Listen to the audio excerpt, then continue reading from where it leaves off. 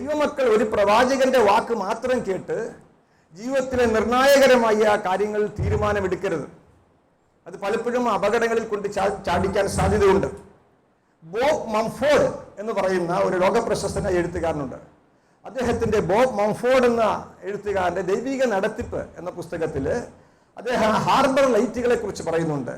ഇറ്റലിയിലെ തുറമുഖത്ത് കപ്പലുകൾ എത്തിച്ചേരാനായിട്ട് പലപ്പോഴും തുറമുഖ ഭിത്തികൾ തട്ടി കപ്പലുകൾ തകരാറുണ്ടായിരുന്നു. അപ്പോൾ കപ്പലുകൾ തകരാതിരിക്കാൻ വേണ്ടി അവിടെ 3 ഹാർബർ ലൈറ്റുകൾ സ്ഥാപിച്ചിരുന്നു. അദ്ദേഹം പറഞ്ഞിരിക്കുന്നത് ഇതുപോലെ ഒരു ദൈവ പൈതലിനും 3 ഹാർബർ ലൈറ്റുകളുണ്ട്, തുറമുഖ ദീപങ്ങളുണ്ട്. ഈ 3 ഹാർബർ ലൈറ്റും ഒരേ ഡയറക്ഷനിൽ, ഒരു ലൈറ്റ് പോലെ ഒറ്റ ഡയറക്ഷനിൽ കത്തുന്നെങ്കിൽ മാത്രമേ കപ്പൽ മുമ്പോട്ട് പോകാവൂ. ഇല്ലെങ്കിൽ തുറമുഖ ഭിത്തികളിൽ തട്ടി കപ്പൽ തകർന്നു പോകും, അപകടം സംഭവിക്കും. അപ്പൊ ശരിയായ ദിശയിൽ പോകണമെങ്കിൽ 3 സ്ഥലത്ത് വെച്ചിരിക്കുന്ന ഈ 3 ലൈറ്റുകളും ഒരേ ലൈറ്റ് പോലെ ഒരുമിച്ച് ഒറ്റ ഡയറക്ഷനിൽ കത്തുന്നത് വരെ, കാണുന്നത് വരെ കപ്പൽ തിരിച്ചുകൊണ്ടിരിക്കണം. ശരിയായ ഡയറക്ഷനിൽ എത്തുമ്പോൾ ഒറ്റ ലൈറ്റ് പോലെ 3 ലൈറ്റ് തെളിഞ്ഞാൽ കപ്പൽ മുമ്പോട്ട് നേരെ പോകാം, ശരിയായ തുറമുഖത്ത് എത്തിച്ചേരും.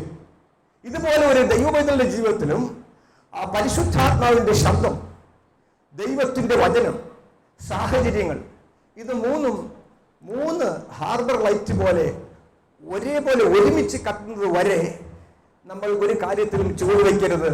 നമ്മളെ അപകടത്തിൽ കൊണ്ട് ചാടിക്കാൻ സാധ്യതയുണ്ട്. അപ്പോൾ പരിശുദ്ധാത്മാവ് സംസാരിക്കും, പ്രവാചകന്മാരിലൂടെ സംസാരിക്കും, നമ്മുടെ ഉള്ളിൽ സംസാരിക്കും, ദർശനങ്ങളിലൂടെ സംസാരിക്കും, സ്വപ്നങ്ങളിലൂടെ സംസാരിക്കും. ഓഡിബിൾ വോയിസ് നമുക്കുണ്ടാകും, ഇന്നർ വോയിസ് ഉണ്ടാകും, മനുഷ്യാത്മാവിൽ സംസാരിക്കും, ഉള്ളിൽ നമുക്കൊരു നിശ്ചയം തരും. അപ്പോസ്തലപ്രവൃത്തി 16-ാം അധ്യായത്തിന്റെ 9-10 വാക്യങ്ങൾ പറഞ്ഞു, ഉള്ളിൽ ഒരു നിശ്ചയം തരും. അപ്പോൾ റോമർ ലേഖനം 9-ാം അധ്യായം 2-ാം വാക്യത്തിൽ പറഞ്ഞിരിക്കുന്നത്, എനിക്ക് വലിയ ദുഃഖവും ഉണ്ടെന്ന് മനസ്സാക്ഷിയിൽ പരിശുദ്ധാത്മാവ് സാക്ഷ്യം പറയുന്നു. മനസ്സാക്ഷിയിലൂടെ ദൈവം സംസാരിക്കും, ഉള്ളിൽ ഒരു നിശ്ചയം തരും, ഉള്ളിൽ ഒരു ദൈവിക ഉറപ്പ് തരും. മക്കദോനിക്കാരൻ ഒരു പുരുഷൻ മക്കദോനിക്ക് വന്ന് ഞങ്ങളെ സഹായിക്കുക എന്ന് ദർശനത്തിൽ കണ്ടിട്ട് ദൈവം ഞങ്ങളെ മക്കദോനിക്ക് വിളിച്ചിരിക്കുന്നു എന്ന് നിശ്ചയിച്ചു. ഉള്ളിൽ ഒരു നിശ്ചയം ലഭിക്കും. അപ്പോൾ അതുപോലെ ഉള്ളിലൊരു സമാധാനം ലഭിക്കും. ഫിലിപ്പിയർ 4:7 സകല ബുദ്ധിയെ കവിയുന്ന ദൈവിക സമാധാനം. സമാധാനം തരാൻ പിശാചിന് പറ്റത്തില്ല, നിലനിൽക്കുന്ന സമാധാനം തരാൻ സാത്താന് സാധിക്കത്തില്ല. അപ്പോൾ ചില കാര്യങ്ങളിൽ ദൈവം നമ്മുടെ ഉള്ളിൽ ഉറപ്പ് തരും, നമുക്കൊരു നിശ്ചയം തരും, മനസ്സാക്ഷിയിലുള്ള പരിശുദ്ധാത്മാവിന്റെ ശബ്ദം ഉണ്ടാകും, ഉള്ളിൽ നമുക്കൊരു സമാധാനം തരും. ചില കാര്യങ്ങൾക്ക് ചുവട് വെക്കുമ്പോഴേ സമാധാനം പോകുന്നെങ്കിൽ ഓർത്തോണം, അതിനകത്തൊരു ദൈവിക നടത്തിപ്പുണ്ടോ എന്ന് നമ്മൾ വീണ്ടും പരിശോധിക്കണം. ചില കാര്യങ്ങളിൽ നമുക്ക് വ്യക്തമായ സമാധാനം അനുഭവിക്കാൻ സാധിക്കും. അപ്പോൾ പരിശുദ്ധാത്മാവ് പ്രവാചകന്മാരിലൂടെയും വ്യക്തിപരമായിട്ട് വ്യത്യസ്ത നിലകളിൽ സംസാരിക്കും. രണ്ടാമത് ദൈവത്തിന്റെ വചനം. അപ്പോൾ ദൈവത്തിന്റെ വചനമാണ് ഏറ്റവും പ്രധാനപ്പെട്ടത്. ദൈവത്തിന്റെ വചനത്തിലൂടെ ദൈവം നമ്മളോട് സംസാരിക്കും. നമുക്കുണ്ടാകുന്ന അനുഭവങ്ങളെ മാത്രം ആശ്രയിച്ച് നമ്മൾ ചില കാര്യങ്ങൾക്ക് ഇറങ്ങിത്തിരിക്കരുത്. അനുഭവങ്ങൾ എപ്പോഴും അത് 100% ദൈവികമായിരിക്കണമെന്നില്ല. അപ്പോൾ അനുഭവങ്ങളും നമ്മൾ ഒത്തുനോക്കണം. ദൈവവചനമായിട്ട് ഇത് ചേർന്ന് വരുന്നുണ്ടോ? ദൈവവചനമായിട്ട് ചേരാത്ത അനുഭവങ്ങളെ നമ്മൾ തള്ളിക്കളയണം. അങ്ങനെ ദൈവവചനമായിട്ട് ചേരാത്ത അനുഭവങ്ങളെ കുഴിച്ചിടണം. ദൈവവചനത്തെ ഉയർത്തണം. ദൈവവചനത്തിനാണ് 1-ാം സ്ഥാനം. നമുക്കറിയാം 2 പത്രോസ് 1:17 ഇവൻ എൻ്റെ പ്രിയപുത്രൻ, മറുരൂപ മലയില് ഉള്ള വലിയ ദൈവിക ശബ്ദം അവർ കേൾക്കുന്നുണ്ട്. എന്നാൽ 2 പത്രോസ് 1:19-20 വാക്യങ്ങൾ പറഞ്ഞത് എഴുതപ്പെട്ട വചനം അതിലും സ്ഥിരമായത് എന്ന് പറഞ്ഞിരിക്കുകയാണ്. അപ്പോൾ ഏറ്റവും സ്ഥിരമായത് എഴുതപ്പെട്ട പരിശുദ്ധാത്മാവിനാൽ എഴുതപ്പെട്ട വചനമാണ്. ആകാശം മാറിയാലും ഭൂമി മാറിയാലും ദൈവത്തിന്റെ വചനം ഒഴിഞ്ഞു പോകുന്നില്ല. ലൂക്കോസ് 21:33, മത്തായി 5:18 നമുക്ക് കാണാൻ സാധിക്കും. ന്യായപ്രമാണം കേൾക്കാതെ ചെവി തിരിച്ചു കളഞ്ഞാൽ അവരുടെ പ്രാർത്ഥനയ്ക്ക് ദൈവം ചെവി തിരിച്ചു കളയും. അതുപോലെ ന്യായപ്രമാണം മറന്നു കളഞ്ഞാൽ തലമുറകളെ വരെ ദൈവം മറക്കും. സദൃശ്യവാക്യങ്ങൾ 28:9, ഹോശയ 4:6. അപ്പോൾ ദൈവവചനത്തിന് ചെവി തിരിച്ചു കളയുന്നത്, ദൈവവചനം മറന്നു കളയുന്നത് ഒക്കെ വലിയ അപകടമാണ്. ദൈവവചനത്തിനാണ് നമ്മൾ 1-ാം സ്ഥാനം കൊടുക്കേണ്ടത്. നമുക്കുണ്ടാകുന്ന അനുഭവത്തെ മാത്രം ആശ്രയിച്ച് നമ്മൾ ചില കാര്യങ്ങൾ ചെയ്യരുത്, അത് നമ്മളെ അപകടത്തിൽ കൊണ്ടെത്തിക്കും. അപ്പോൾ വചനമായിട്ട് ഈ പ്രവചനം ഒത്തുവരുന്നുണ്ടോ? ഈ ദർശനം, ഈ വെളിപ്പാട് വചനമായിട്ട് ഒത്തുവരുന്നുണ്ടോ? ഈ അനുഭവം ഇത് വചനമായിട്ട് ഒത്തുവരുന്നുണ്ടോ എന്ന് നമ്മൾ, വചനമാണ് കണ്ണാടി, ദൈവവചനമായിട്ട് നമ്മൾ ഒത്തുവരുന്നുണ്ടോ എന്ന് പരിശോധിക്കണം. 3-ാമത് സാഹചര്യങ്ങൾ. ദൈവം നമ്മളോട് സംസാരിക്കുമ്പോൾ ദൈവം സംസാരിക്കുന്ന കാര്യങ്ങൾക്ക് ദൈവം സാഹചര്യം അനുകൂലമാക്കി തരും. സാഹചര്യം അനുകൂലമായി വരുന്നത് വരെ ചൂട് വെക്കരുത്. ചിലർ പറയും ദൈവം പറഞ്ഞാണെങ്കിൽ എപ്പോൾ നടക്കും? ദൈവം പറഞ്ഞാണെങ്കിൽ ദൈവത്തിന്റെ സമയത്ത് നടക്കും. നീ ഒരു പ്രത്യേക സമയമൊന്നും കുറിച്ച് വെക്കണ്ട.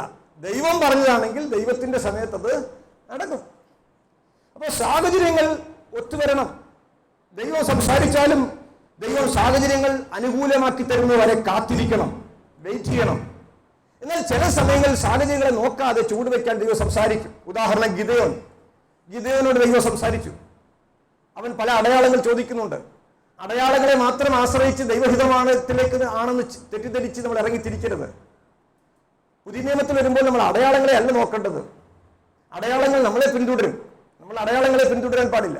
എന്നാൽ ഗിദെയോനെ സംബന്ധിച്ച് അവന്റെ സാഹചര്യം ചെറിയ ഇസ്രായേൽ സൈന്യമായി വലിയ മിദ്യാന്യ സൈന്യത്തോട് പോരാടണം. ചെറിയ സൈന്യമായിട്ട് 1,85,000 വരുന്ന മിദ്യാന്യ സൈന്യത്തോട് പോരാടുന്നത് അവൻ ഭയപ്പെട്ടിരുന്നു. വിജയിക്കാൻ സാധ്യത കുറവാണെന്ന് അവൻ ചിന്തിച്ചു. ആ സാഹചര്യത്തിലാണ് ദൈവം അവൻ ചോദിച്ച എല്ലാ കാര്യങ്ങൾക്കും അടയാളം കൊടുത്തത്. കാരണം അവന്റെ ശയാത്മക മനസ്സ് മാറി പോസിറ്റീവ് ഫെയ്ത്തിലേക്ക് അവനെ കൊണ്ടുവരുവാൻ ദൈവം ആഗ്രഹിച്ചു. അപ്പോൾ ചില സാഹചര്യങ്ങളിൽ ദൈവം ചില അടയാളങ്ങൾ തരും. എന്നാൽ അതുവരെ നമ്മൾ സാഹചര്യങ്ങൾ അനുകൂലമായി വരുന്നവരെ ദൈവപ്രവൃത്തിക്കായിട്ട് കാത്തിരിക്കുന്നത് നല്ലതാണ്. എന്തൊക്കെ ദൂതുകൾ ദൈവം നമുക്ക് തന്നാലും ആരിലൂടെയൊക്കെ ദൈവം നമ്മളോട് സംസാരിച്ചാലും ആവേശത്തിൽ എടുത്തു ചാടരുത്. ദൈവവചനമായിട്ടൊന്ന് ഒത്തുവരുന്നുണ്ടോ?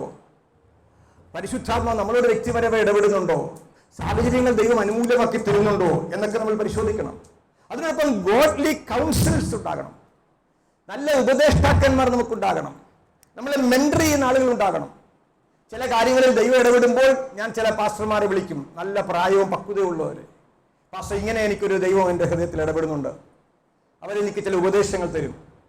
അപ്പം നമ്മുടെ സഭയ്ക്ക് ചില ലീഡേഴ്സ് ഉണ്ട്, അവരോട് ഞാൻ സംസാരിക്കും. അപ്പോൾ ബൈബിളിലും പറയുന്നു ദൈവം ഉപദേഷ്ടാക്കന്മാരെ സഭയിലാക്കി വെച്ചിരിക്കുന്നു. ചിലർ പറയും എനിക്ക് ആരുടെ വാക്ക് കേൾക്കേണ്ട ആവശ്യമില്ല, ആരും എന്നെ ഉപദേശിക്കേണ്ട ആവശ്യമില്ല. പരിശുദ്ധാത്മാവ് തന്നെ. പരിശുദ്ധാത്മാവ് അങ്ങനെയാണെങ്കിൽ സഭയിൽ എന്തിന് ഉപദേഷ്ടാക്കന്മാരെ വെച്ചു? ഉപദേഷ്ടാക്കന്മാരെ ദൈവം വെച്ചിരിക്കുന്നത് നമുക്ക് നല്ല ഉപദേഷ്ടാക്കന്മാർ ആവശ്യമാണ്.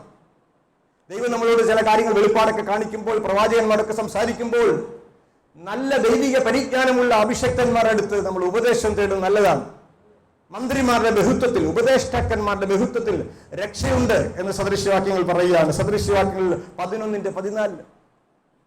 അപ്പോൾ ദൈവവചനത്തിന് നമ്മൾ ഒന്നാം സ്ഥാനം കൊടുക്കണം. പ്രവചനത്തെ മാത്രം ആശ്രയിച്ചുകൊണ്ട് ഈ കൃപായുഗത്തിൽ പ്രവചനത്തെ മാത്രം ആശ്രയിച്ചുകൊണ്ട് വലിയ തീരുമാനങ്ങളിൽ എടുത്ത് ചാടരുത്, അപകടങ്ങളിൽ ചെന്ന് ചാടരുത്.